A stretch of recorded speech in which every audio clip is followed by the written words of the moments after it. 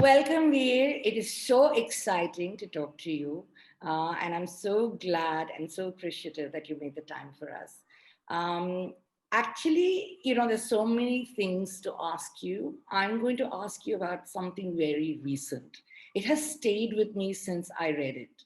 It is your column in the print. Okay. I have read that. Actually, I went back and read it a second time, and I've been kind of sitting with it. And I don't want to, I can recap, but maybe you'll do it better justice. But I'm really fascinated and struck by your insight that actually a lot of what's going on around the hijab and the halal and all these rows around Muslim practices uh, is really not aimed at Muslims. Your argument is it's actually aimed at Hindus. Would you talk about that? Yeah, sure. I think many of us, when we see rows, and if you think about it, there's been a religious Hindu-Muslim type issue, controversy, stroke row almost every week. It can be hijab, it can be jhatka versus halal, and it goes on like that. And you have to ask yourselves, why is India now dominated by Hindu versus Muslim controversies? Why are we not talking about the price of fuel, which goes up every day? Why are we not talking about inflation? Why are we not talking about what direction our foreign policy has now? Why are we just talking about Hindu-Muslim issues? And if you sort of trace the genesis of these issues, you will find that they nearly always follow the same pattern. There's a remark made by some joker you've never heard of, some minor politician. It's played up by the media. It then becomes an issue on social media because the control rooms get involved, the 2 rupee walas get involved, the pots get involved, and it then becomes a huge issue which is trending. And it's easier to get anything to trend these days on, Yeah. say, Twitter. The moment that happens, many television channels now are essentially the illegitimate children of Twitter. The hosts are no longer journalists in any significant sense, they're Twitter trolls. So they take on these issues and then they become the subject of so-called debates in the evening, and then they seem to be part of the agenda. Once they're part of the agenda, important politicians, governments get involved, bans are issued, statements are made by chief ministers, and this becomes the agenda for the nation. Now, my first thought, and I think many of us thought that, is this is just another way of keeping Muslims down because there's a certain rise in majority sentiment and a desire to do down a minority. But the more you think about it, I mean, they've done down Muslims so much. There's no Muslim who really wants to vote for this government or whatever. So why do they need to do this? And that's when it struck me. And I think it's still an unusual view. But my view is that this is not directed at Muslims. It's directed at Hindus. You can give Hindus development. You can give them prosperity. You can give stuff like that.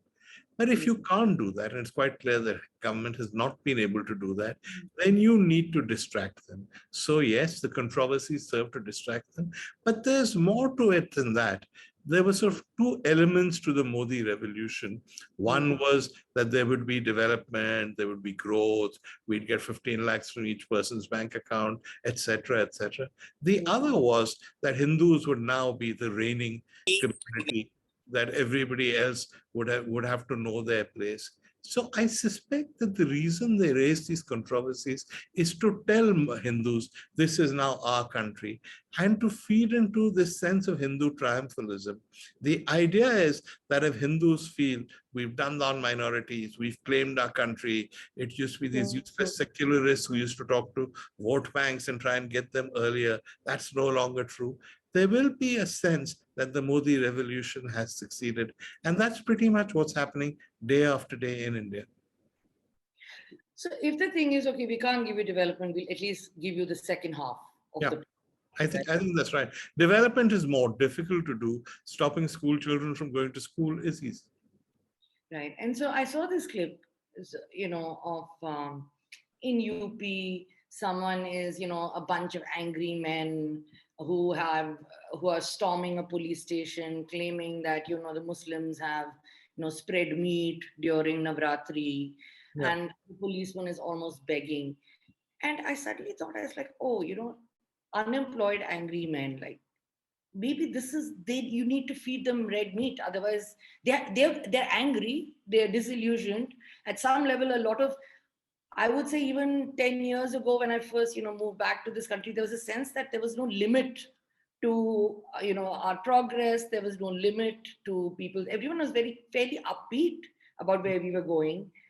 And do you think like that's what this is? It's like they need a target for their rage. If they don't give them a target at some level, the government will become the target. Is that what is happening? I'm sure that's at least partly the idea. But remember in 1991, when the reforms began and they continued after that, we had that sense that India was going to become prosperous, that many good things were going to happen to us. And indeed they did. If you look at the number of people who were not part of the middle class, who are now part of the middle class, much of which, the irony is, much of the so-called Modi constituency on social media is a new middle class, people whose parents weren't necessarily middle class. In a sense, Manmohan Singh's children, the people who became middle class because of the 1991 reforms. Now, there are two aspects to this. One is that these people don't necessarily subscribe to the values that this republic was founded on. Yeah, they subscribe to new values, which are the values of getting rich, of understanding not science, but technology, of wanting to be leaders in their own fields. And there is, along with that, a certain amount of energy and anger. The success of the political parties here is how can you harness that energy? How can you harness that anger? And the easiest way to do it is to give it a target, to give it an enemy. And the idea is, yes, the 1991 reforms created this new prosperity. That prosperity will not continue, but don't worry, we'll take your energy, we'll take your anger, and we'll put it into something else. And that something else is the intolerance we see today. And is that a winning strategy? Is that what is going to work? Yeah, I think there are many different elements to why Mr. Modi wins. One of them is, I think, this kind of stuff, this distraction from the issues, the complete complicity and silence of the media. The other is this creation of this pseudo-patriotic, nationalistic feeling, the sense that India has now become, in this retelling, Bharat Mata, which is not such a bad thing, except that this version of India is a Hindu version. Right. And therefore, you talk about the rise of Bharat Mata. It's Bharat Mata ki Jai, Jai Shri Ram. It's not Jai Hind that much any longer. You talk about the rise of the Hindu nation, and Mr. Modi, I think, is identified very clearly with that. So people who see themselves as nationalists like him. And there's a third element, which is that when the Congress started Narega and all these social welfare programs, the BJP, including Mr. Modi, opposed them. But what they did quite cleverly was take all of those programs and add more. If you go to villages, if you go to places, you will find that there are many welfare measures directed at the poor. So if you can give the poor something that they haven't had before, and if you can give the middle class a target for its anger, and you can keep the media in line, yeah, it's a winning strategy. Yeah, and I remember that in UP actually there were all these women who were posing with ration, saying Modi Yogi hame bhuka nahi marne diya or something like that, right? And that is very much that sentiment. But it's almost like bhuka Just one thing, that they know how to market themselves. If you took Manrega and all the things that the Congress started, the Congress never stood out and took credit for it. People think that all this was introduced by Modi. The Congress never really takes credit for the reforms of 1991 and the fact that so much prosperity was created and that there is a new middle class. The Congress was just content to sit back and let the BJP run away with all of the credit. I was talking to an educated guy yesterday, a former Goldman Sachs banker, and he was telling me, oh, I don't agree with what Mr. Modi's done on the communal front, but there are these great achievements. So I said, could you like to name one? So he thought about it, and he said, the highways. So I said, you are aware that the highway program was started by Vajpayee, continued by the Congress government, and Mr. Modi has taken it forward, but it was already running on its own steam. Answer, no, he didn't know that. People now believe that much of what they see as progress was invented by Mr. Modi. And how much do you blame technology for the level at which Yeah, So if I was to compare, like, when you had the cult of, see, I'm old enough to remember Indira Gandhi, right? yeah, So Indira Gandhi's cult was very much around not having much media. You only had Doordarshan, right? You have only had so many newspapers, maybe so many magazines, and there were disruptive ones, which we'll talk about later. But there wasn't a lot of information. It was very much about controlling and keeping a scarcity of information. But it's amazing to me that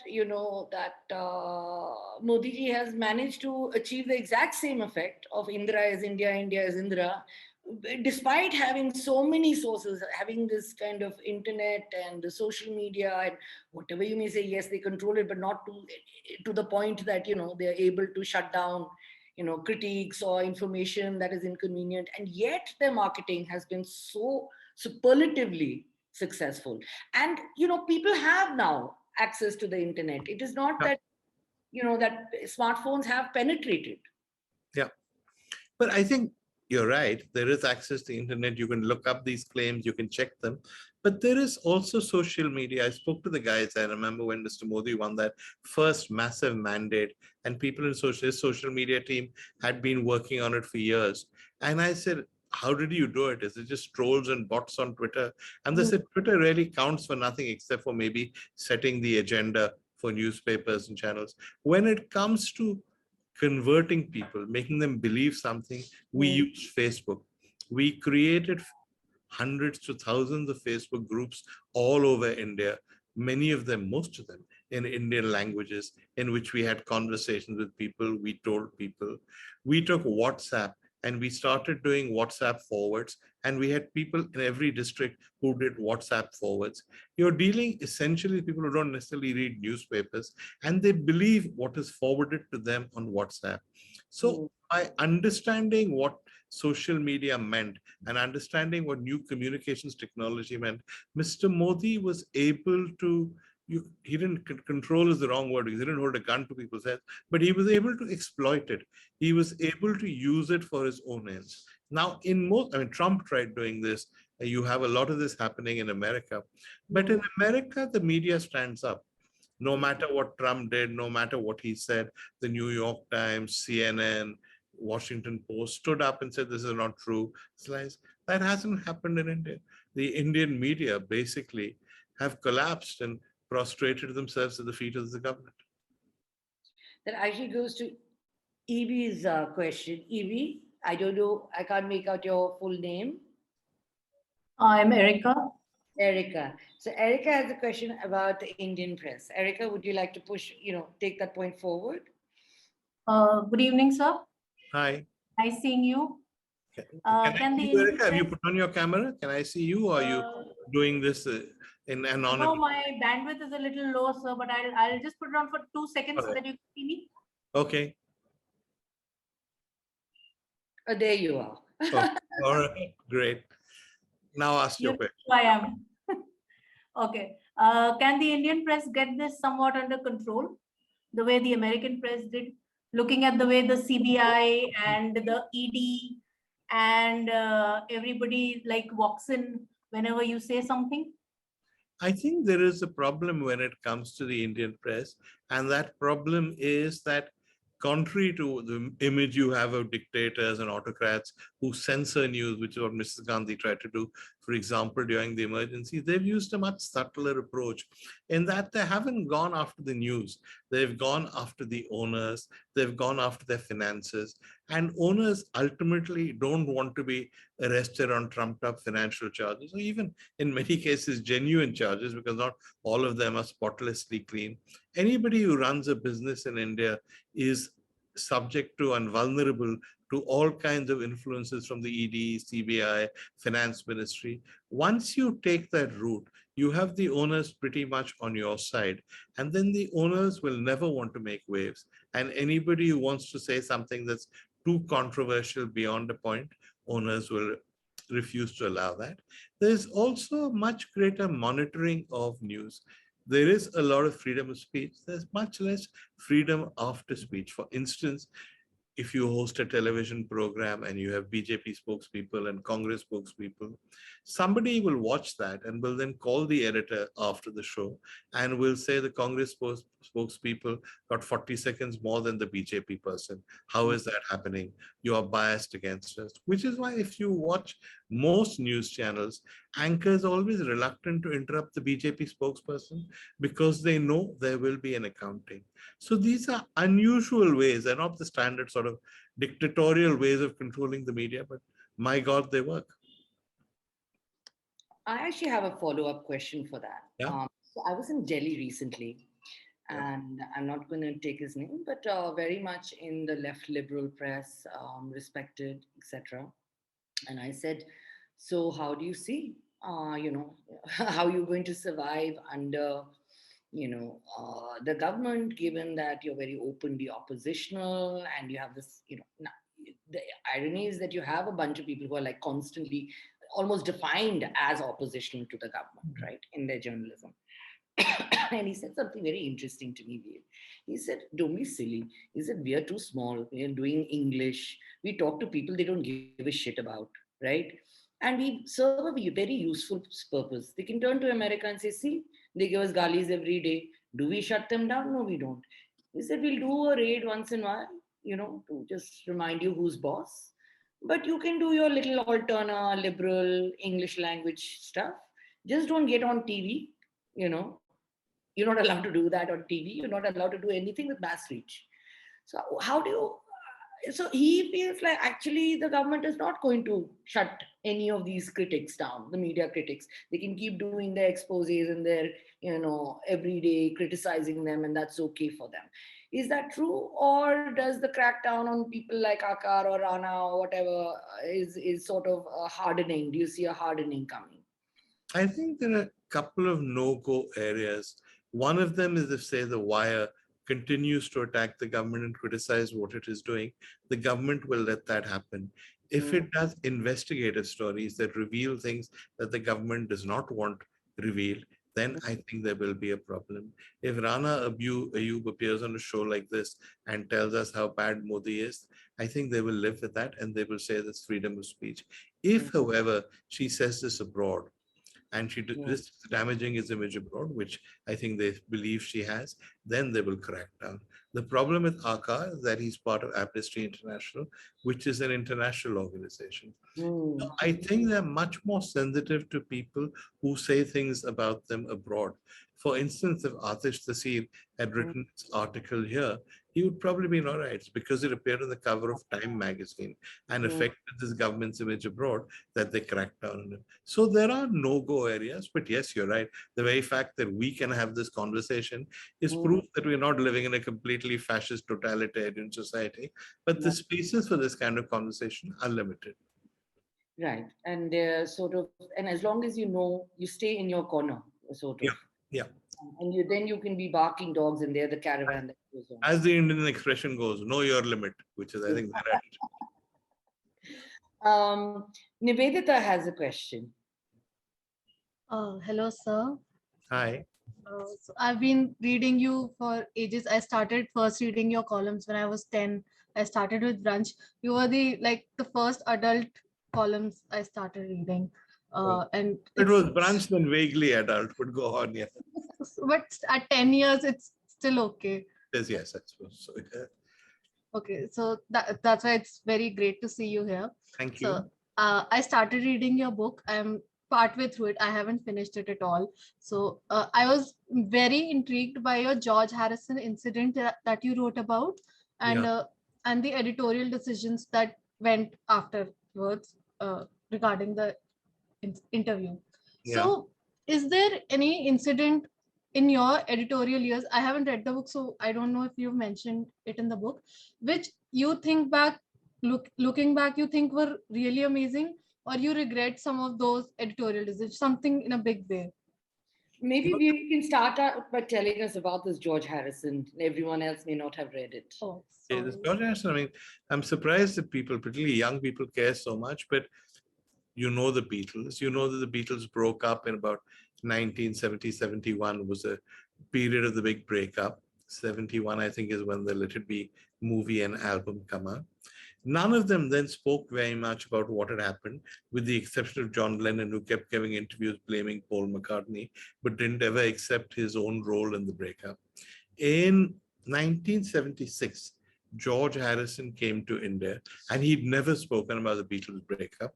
And he was here, I think, for a wedding in Ravi Shankar's family. But for whatever reason, he was staying in a suite at the Taj in Bombay. And we discovered, me and my colleague, Nikubula, and we both discovered that he was there, and we just sort of bombarded him with calls he wouldn't take and slipping notes under his door.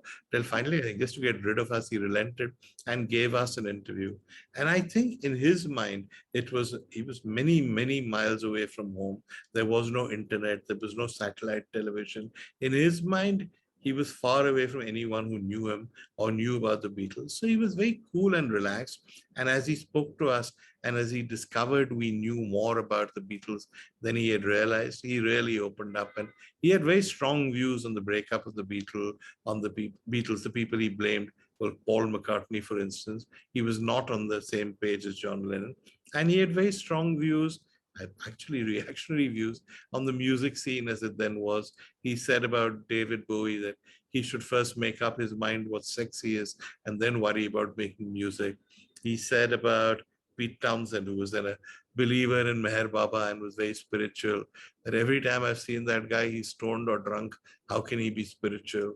He said about Rod Stewart that his music has improved since Tom Dowd started producing him. But the guy himself, he said, he's got a brain the size of a marble. So it's all wonderfully indiscreet stuff that nobody had said before. So I was very excited. We filed the story and we sent it to the desk in India Today, which decided that nobody was interested. And what should have been a nice, long, juicy interview was cut to like 1,000 words or something like that. And all the nice bits were left out, unfortunately. And because it was that kind of era and we couldn't do a longer version on the internet or whatever, we really don't have anything left of that interview. So you don't even, and did you record it, or do you No, have? he would never have spoken if I'd taken a tape recorder. That was the problem. We got him talking, and I think the secret to a good interview is that after the first 10 or 15 minutes, the guy should forget he's on the record or that he's being interviewed. He should be chatting like he chats to a friend. And then that's true of television, that's true of, much more true of print. You want to get him to open up. If he says something is off the record, of course, you respect that. But otherwise, unless you specifically tell him it's not on the record, or he says that, everything he says is fair game. So I don't usually, when I do interviews, even now, I don't like taping people. I go back and I write the piece almost immediately because I've learned to keep things in my mind. And so what about editorial decisions that you might have regretted, which was the second part of Nivedita's question, really? Yeah, I think the odd opinion poll, I'm always very suspicious of opinion polls, and opinion polls frequently get things wrong. And I'm skeptical of them. And I think we sometimes ran opinion polls on Sunday and the Hindustan Times, which were wrong. And people, when you get an opinion poll wrong, people accuse you of bias. Yeah, so for instance, we did a poll on the Delhi elections when Yogendra Yadav was a pollster, and he got it mostly wrong, and people said it was our bias. Then we did a poll on the 1991 election when Surjit Bhalla, who some of you may know from his role as a great Mr. Modi supporter, actually said that Rajiv Gandhi was going to do really well. And of course, Rajiv Gandhi didn't do really well. And they said that we had done this out of bias. And to say that Surjit had done it wasn't really our fault. So I'm very suspicious about opinion polls. I'm suspicious about people who come to you with scoops, because nearly always a scoop is something somebody somewhere once planted in the newspaper.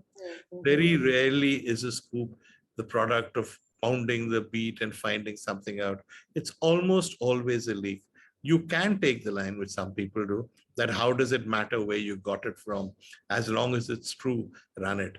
But is it true? Can you say that it's true without double checking? And so I think all of us went wrong on that. And so those are decisions I regret.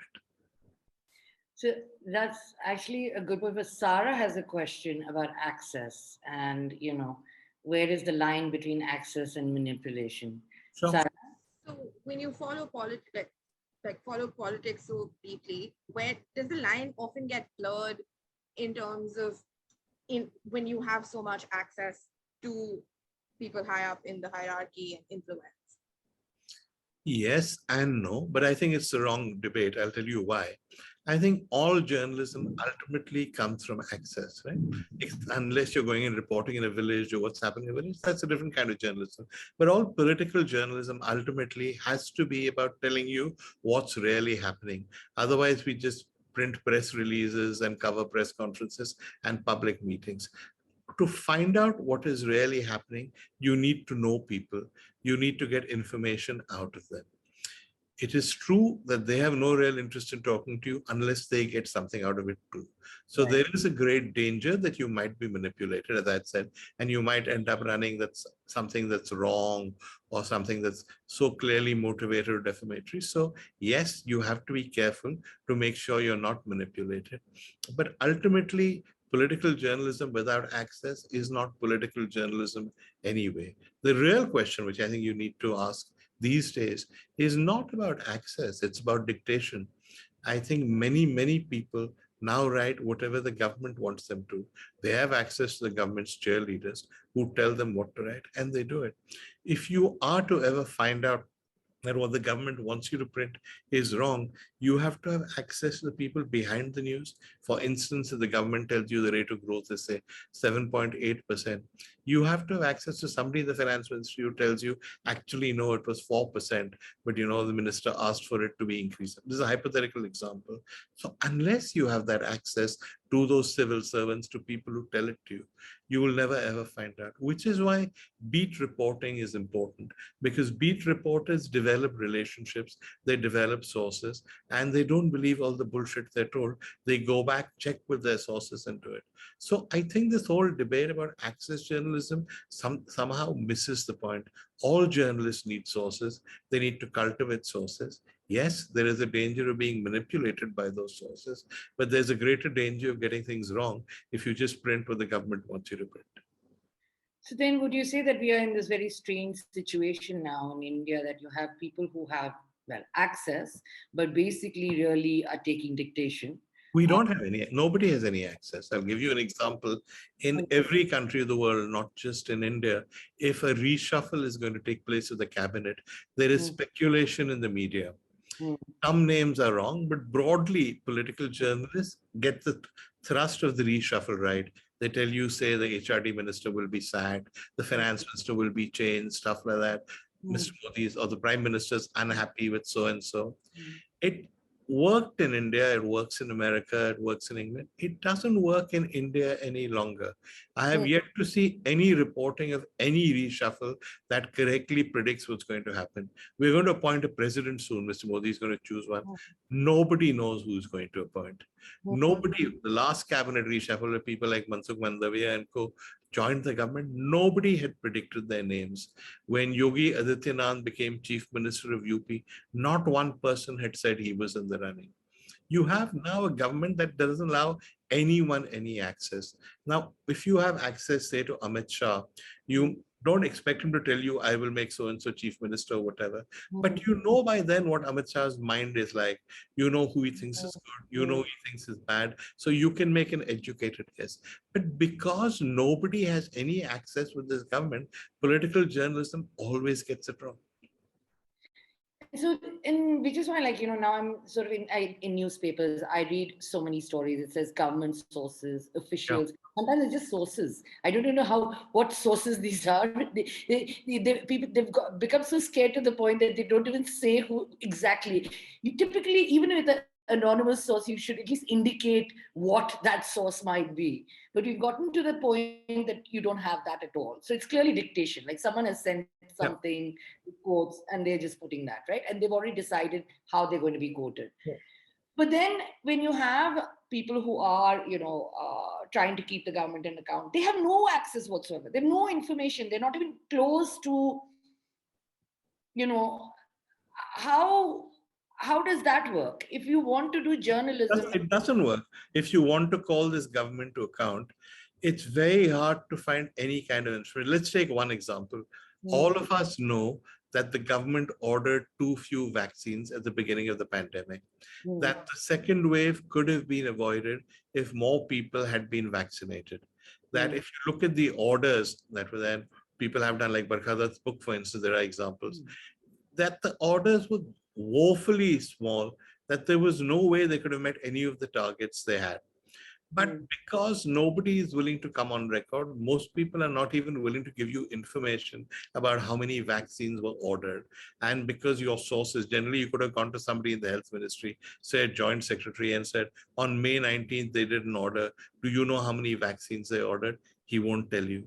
At one stage, you could have gone to, say, the Bharat Biotech people or the Serum Institute people and said, what did they tell you when you said you need more vaccines? Now they won't tell you because they're so terrified of the government. And because that truth never comes out, you now have at every petrol pump little signs saying miracle of India's vaccine program, so many millions vaccinated, etc. Were they vaccinated? Well, I hope they were, but you have no way of checking. Were they vaccinated in time? Well, clearly not. But does anybody know that? No, because journalists could never find out or never really pin it down. And the government's propaganda machine has got to work. So that's why access is important. Access is important to get behind the lies that all politicians tell.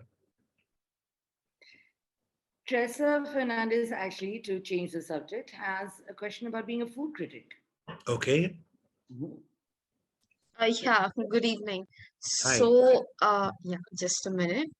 So being a, food critic, it sounds like such a dream job, but is it really? No, it's not really a great job at all. Apart from the fact that I've now become very fat from having to eat all of this food, there are consequences for my health.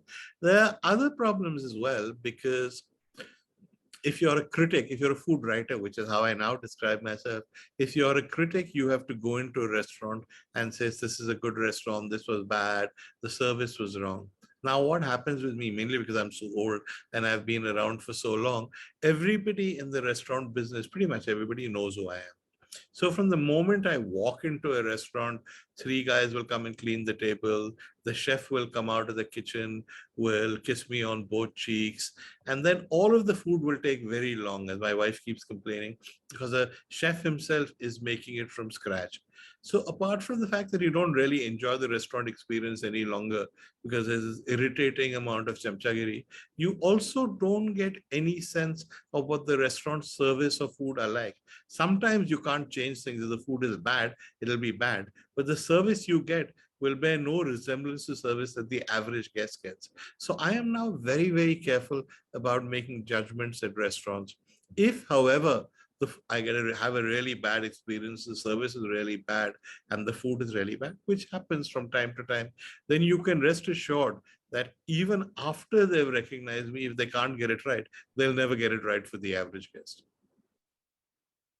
Yeah, actually, that hadn't occurred to me, that actually it's very hard to be a food critic once you're, so which is why I remember New York Times, they would never, the most famous food critics would never allow themselves to be photographed. Yeah. But that's like Pete Wells, who's the current New York Times food critic, who does not carry his photograph. In every single restaurant in New York, they have in the kitchen 3 big photographs of him saying, you see this man, tell the owner. There's a book about Daniel Boulud's restaurant called the 4th Star, where they were in New York. They don't care about Michelin. So the ultimate award is 4 stars from the New York Times. Daniel Boulud at Daniel had 3 stars, and they were waiting for the 4th star. And they knew that the New York Times critic would decide this. So the whole place was packed with photographs. The guy went in 4 times to make sure he got it right. According to this book, on all 4 occasions, he was spotted. The line chef did not make his food as he would for other people. Daniel Boulud made it himself.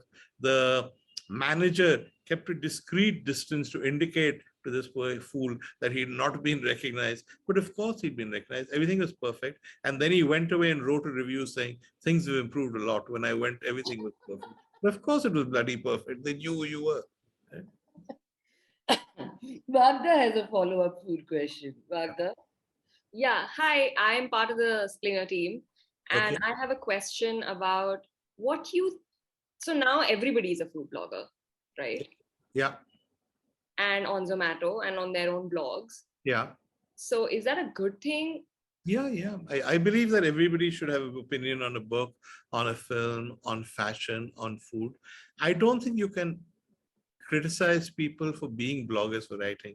You can criticize people sometimes for believing the blogs, without checking the credentials of the people who've written.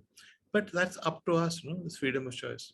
But I have a second question too. Yeah. I'm not a critic of food at all. In Okay. fact, I don't understand it, and this is why I want your help. Would you recommend some like a book that can be used as a primer to understand a little bit more about food chemistry? Food chemistry, the best books on food chemistry. I mean, there are people like Harold McGee who've written excellent books on food chemistry. I find the person who explains it most clearly and with reference to his own time in the kitchen, because he's a chef, is Heston Blumenthal. Just look for any, you'll find them on the net. Anything by Heston Blumenthal will be good because not only does he understand the science, he understands the history. For instance, let's take an example. If you want to know what a cheesecake is, in Heston's book, he will find you a recipe from the medieval era for a cheesecake. You can argue about whether it was really a cheesecake or not. He will then take you fast forward and he will say there are two kinds of cheesecakes. There are cheesecakes you bake, which keep their shape because you bake them in the oven. And there are cheesecakes you don't bake, which keep their shape because of gelatin. Here's how gelatin keeps its shape. Here's how baking the eggs and all of that help a cheesecake keep its culture. So it'll ultimately explain the structure, the dish, everything to you without boring you with equations and stopping you from enjoying the food. So just look out for anything by Heston. Cool. Thank you. What is your assessment of food criticism in this country and food writing in general? Do you think it's improved? It's gotten worse? I mean, you have the long view. There isn't actually much food writing in this country, I regret to say. There's Vikram Doctor in the Economic Times who writes really well about food. There's Mariam Reshi in the Times of India who understands food, but I don't know how much reviews you can do in today's Times of India. And I'm trying to think who else there is. There's, of course, the great Rashmi Uday Singh, who has done so much to help restaurants, help chefs, and to create an awareness of food. But apart from that, you could count them on the fingers of your hand. There are many people who write about food, but by writing about food, you don't become a food writer. Yeah, and why do you think that is in a country that is quite obsessed about food? It's not that we don't care about food; we love our food. Yeah, I think it's partly to do with the way newspapers and co treat food. Essentially, you are never ever paid for your meals. I was in a different case because I was editor of the Hindustan Times, so I had an expense account, and the HT picked up my bills not because I was a food critic, but because I was the editor. But most people, their meals are not picked up. At the New York Times, any British paper, the bills are always picked up. So you can go back 4 times, 5 times, you can try things. You're not obliged to the restaurant.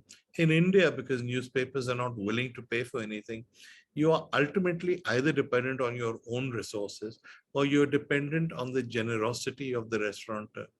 And if you're dependent on the generosity of the restaurateur, then he who pays the piper calls the tune. No? So that's the other problem. Also, I think food criticism has to go beyond I liked it or I didn't like it or the tablecloth was dirty. You have to understand the dish. You have to understand where it comes from. You have to have had it somewhere else 3 or 4 times. You have to have a context. Yeah. The difference between, say, a chef when he eats and you and I when we eat is that the chef knows the context. He's had the dish about 6 times, 7 times before. He knows what's gone wrong. You and I just say it's good or it's bad. So that kind of stuff takes work. In America and England, they insist that people do that.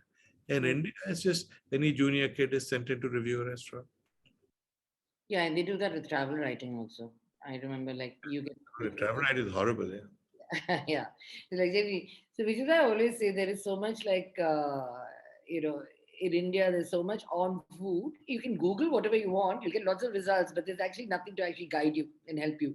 That's interesting because when I'm doing an article, say I'm doing an article on pav bhaji, I will always Google it, not necessarily to get more information about pav bhaji, but just to find out that I'm not repeating something that everybody's written before. And nearly always, I learn nothing from any of the articles I find on Google. Exactly. It's just amazing to me that, being so passionate about food and yet, we don't really invest in it. Actually, I have a Moitre, her audio is not working. So she has a question which she sent us. Okay. Said, to me, we are living in times of intense hatred and fear, where even ordinary citizens are not comfortable sharing their political views. Does Mr. Shangvi feel this pressure/hatred, the vitriol, the violence directed to anyone who speaks up? How does he manage to maintain neutrality? With great difficulty, but most of the people who hate me and what I write will tell you that I will argue that I don't maintain neutrality, that I am biased towards some liberal idea or some secular idea, and therefore I hate Hindus. So neutrality, one man's neutrality is another man's bias. So I won't use that. But yes, we certainly live in a time when civil discourse has collapsed, which is why this session is such a happy exception, where people are happy expressing a point of view without having thought it out, without knowing anything, where any argument, because they don't have an argument, either gets personalized and becomes a personal attack, or when that fails, it comes about your religion, it becomes about your caste. So in terms of discourse, I don't think it's ever been worse in India. In terms of hatred, yes, we discussed that at the beginning. I think we now have a political situation that is based on hatred. And I do think that sometimes actually I've seen that when they're small little, I mean, we talked about like how they have like lines when it comes to journalists and media. Yeah.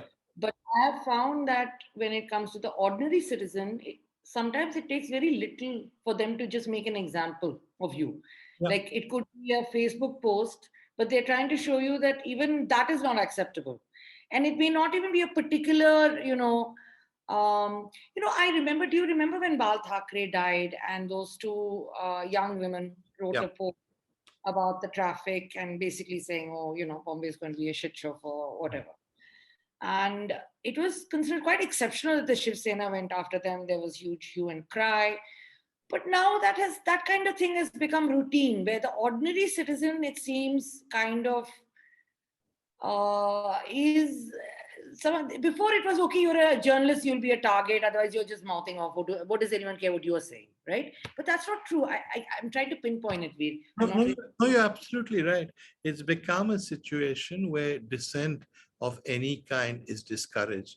And of course, they can't clamp down on everybody who says anything, but periodically somebody will be picked up and made an example of.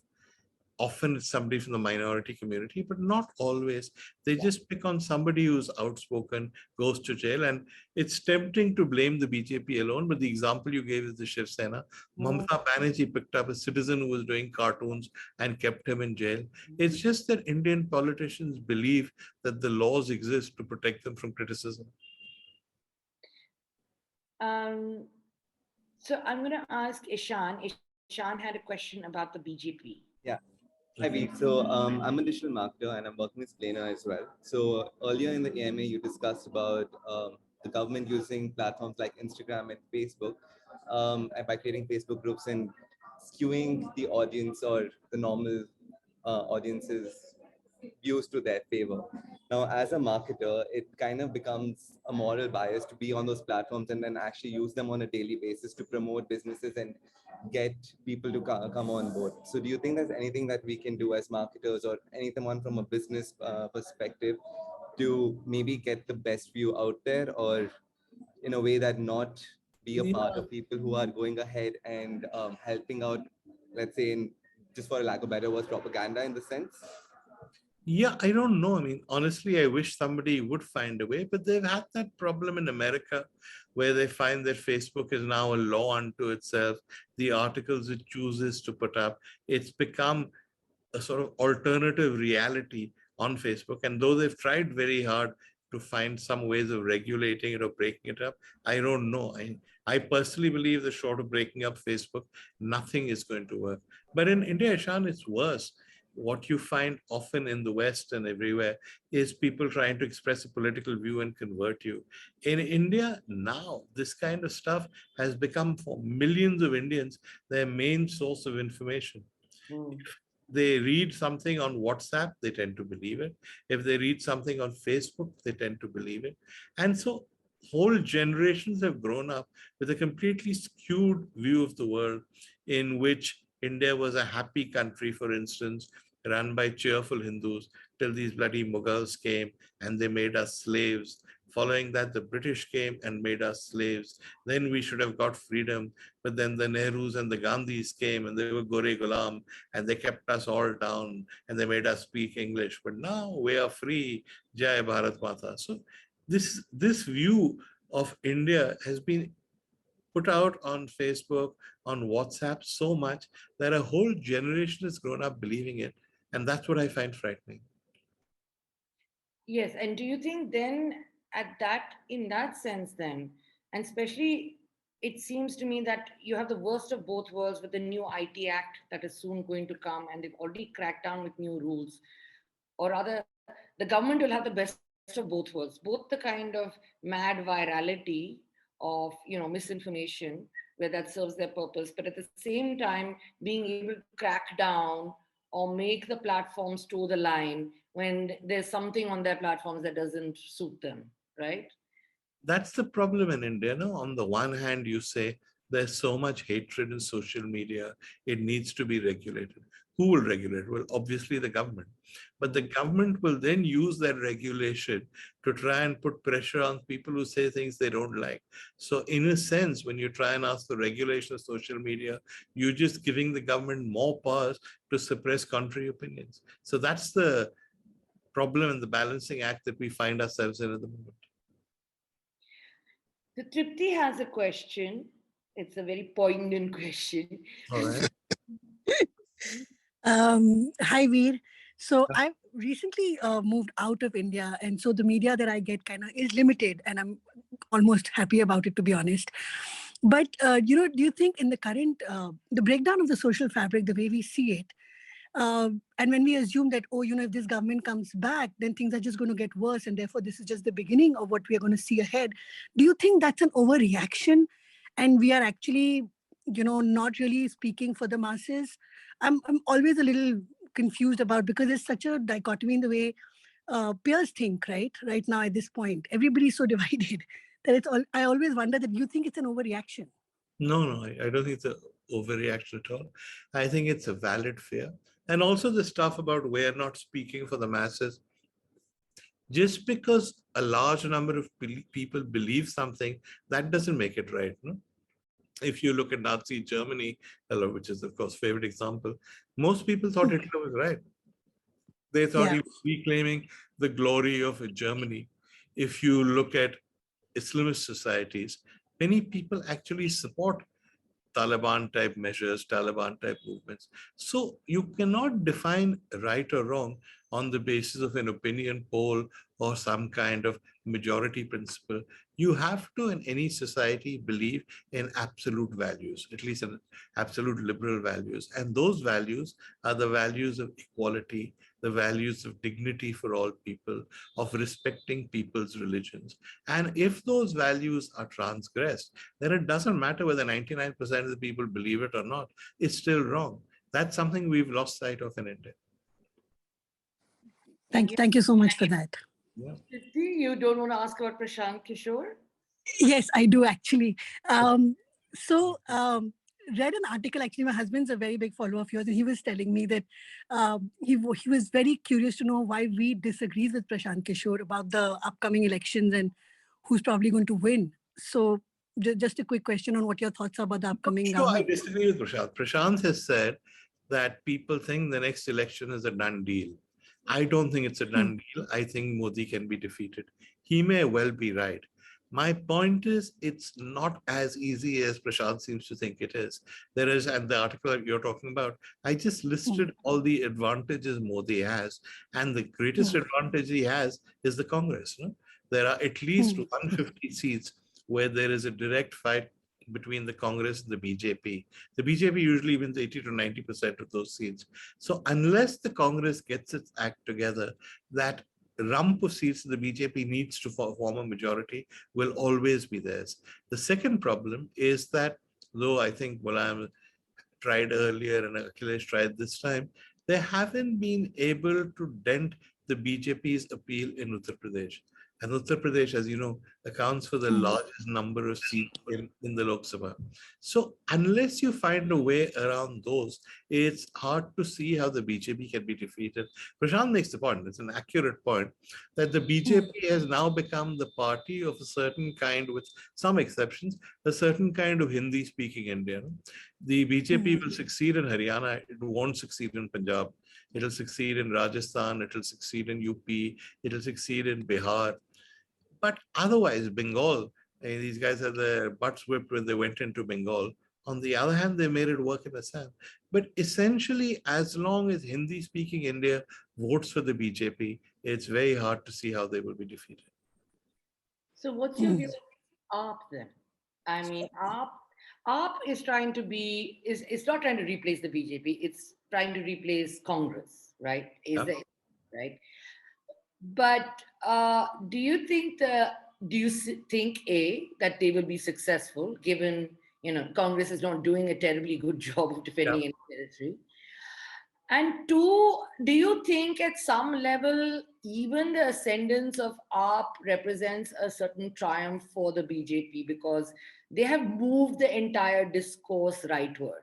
So even it's really a sort of right of center versus more right, or fully right. I'm actually, I have to say, I'm very suspicious of AAP. I'm very glad that Mr. Kejriwal has done so well. Apparently, from all accounts, he's not been a bad chief minister in Delhi. And I'm glad he's won in Punjab. But it's not clear, it's never been clear to me what AAP stood for. AAP grew out of the Anna Hazare movement, which I was very skeptical about, because I thought Anna Hazare was a fool. And I thought that the crowds that came to his rallies were basically RSS crowds. It was used by the BJP. I mean, Manmohan Singh was not polished off by Narendra Modi. He was polished off by India Against Corruption, which got disproportionate coverage in the media, and which was put up, I think, by the RSS. It's an old charge, but you talk to people like Yogendra Yadav and co, who were there in those days, and they all concede there was some truth to it. We forget that when Anna Hazare went on his fast and sat in Ram Leela Maidan, the person on his right was Sadhvi Ritambra of Ek or Do. So these are not people who necessarily believe in what we would consider liberal values. They're essentially pragmatists who do what needs to be done to win. They're also, on the whole, overwhelmingly urban. When they do win in the villages, they win because there's a very strong wave against the party in power, and they ride that wave.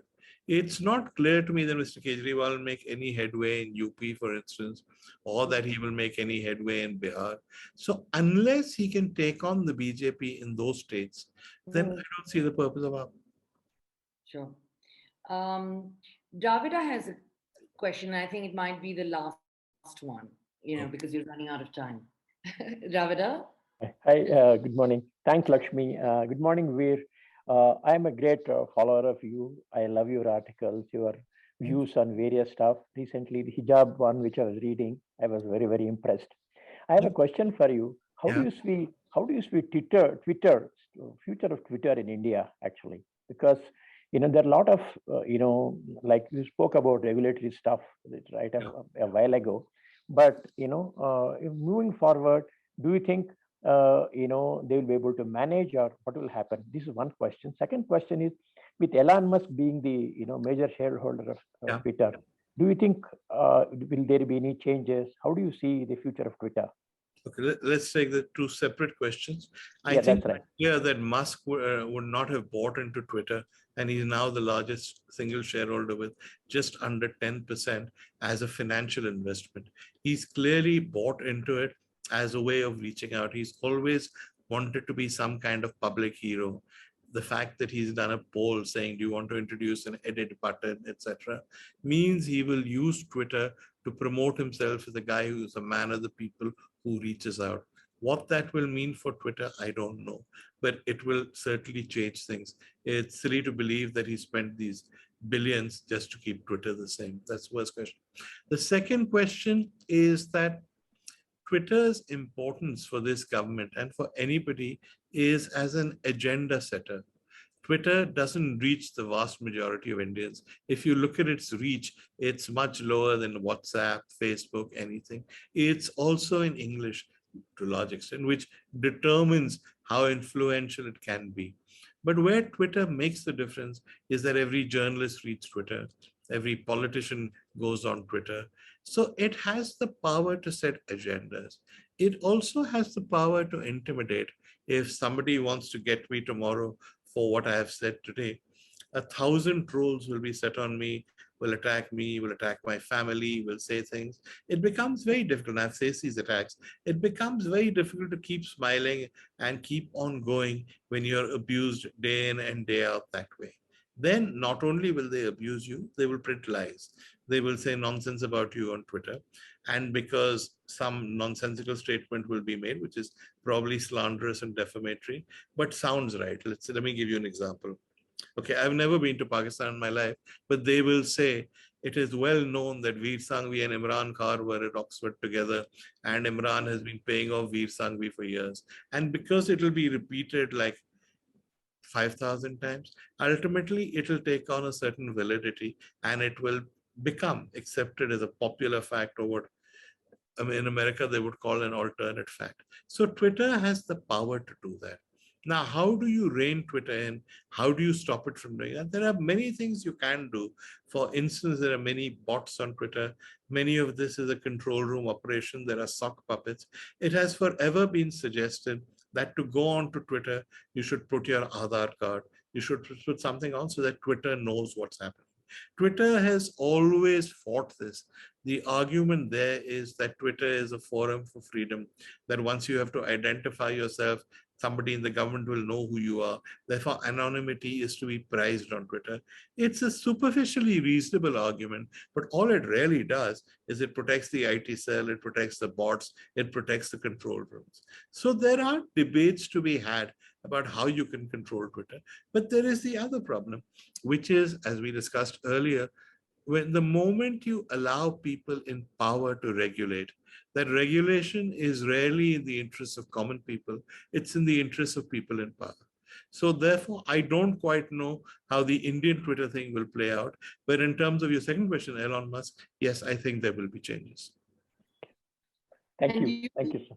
Thank you. I do think Elon Musk will be a little more, but I don't see, like Dorsey at least tried to put up something of a fight and not very much, but Twitter did. But Musk has now Tesla interests in India. He has a whole lot of things. So do you see him sort of pushing Twitter to sort of double down on, because he keeps talking about free speech, free speech, free speech. But is he going to really double down on that in markets like India? I mean, to be fair to him, we have to wait and see, but I find it very hard to believe he will. Yeah, right. And also, I mean, the problem with Twitter is not so much, when we define the problem as being free speech, that's not really the problem with Twitter. The problem with Twitter is its use to intimidate people, to abuse people, and to spread lies. And so when you can still be a champion of free speech and use it as an excuse to let people tell lies on Twitter. Right, bullying, which is, something all women understand. So that's the danger with Twitter. Any woman who's reasonably well known, has been on Twitter, will know the kind of filth and poison that is directed at women. And yet you can defend it, saying, I believe in free speech, though I don't agree with it. So free speech is a red herring in this debate. Brilliant. So thank you very much, Vir, for being here this evening. Please buy his amazing book. I haven't got to it because I'm like a sad, pathetic human being who doesn't get to do anything fun as a founder. We will put the link. We have the link in our edition. We'll put the link in the comments as well on YouTube. Thank you so much for being here. And if you're not a subscriber of Splainer and you found your way here, please subscribe. We are really, honestly, the sanest way to get your news and to be well informed. There's more to the world than news, man. There's like food and culture and art and design. And we have all of that, one edition once a day. So you don't have to be on Twitter. All right. Thank you so much. Have a wonderful night, everybody. Thank you. Good night, guys. Bye. Thanks. Bye.